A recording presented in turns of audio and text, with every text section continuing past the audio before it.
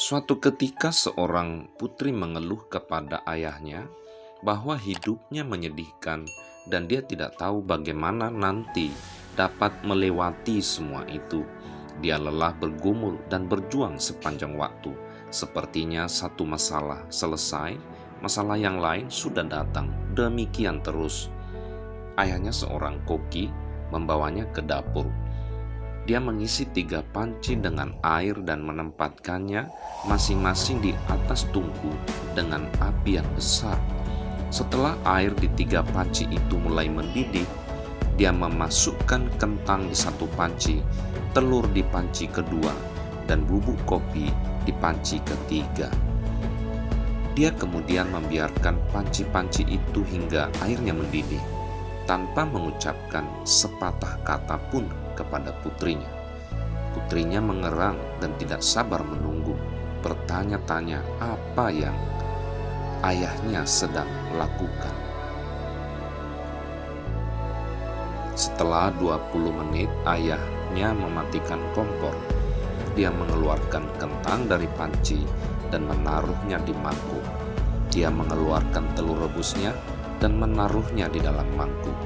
Dia kemudian menyendok kopi dan menaruhnya di cangkir. Ia menoleh pada putrinya dan bertanya, "Putriku, apa yang kamu lihat?" "Kentang, telur, dan kopi," putrinya menjawab dengan cepat. "Lihat lebih dekat," katanya, dan sentuh kentangnya. Ia melakukannya dan memperhatikan bahwa kentangnya lembut. Ayahnya kemudian memintanya untuk mengambil telur dan memecahkannya. Setelah melepaskan cangkangnya, dia mengamati telur rebus itu. Yang terakhir, dia memintanya untuk mencicipi kopinya. Aroma kopi yang kaya membuat putrinya tersenyum. "Ayah, apa artinya ini?" dia bertanya. Ayahnya kemudian menjelaskan bahwa kentang, telur, dan bubuk kopi menghadapi kesulitan dan masalah yang sama, yaitu air mendidih. Namun masing-masing bereaksi berbeda. Kentang yang kuat dan keras, tetapi dalam air mendidih menjadi lunak dan lemah. Telur itu rapuh dengan kulit luarnya yang tipis, melindungi bagian dalamnya yang cair. Setelah dimasukkan ke dalam air mendidih, kemudian bagian dalam telur menjadi keras. Namun, bubuk kopi itu unik. Setelah bubuk kopi itu terkena air mendidih, kopi itu justru mengubah air panas itu dan menciptakan sesuatu yang baru. "Kamu yang mana?" dia bertanya pada putrinya.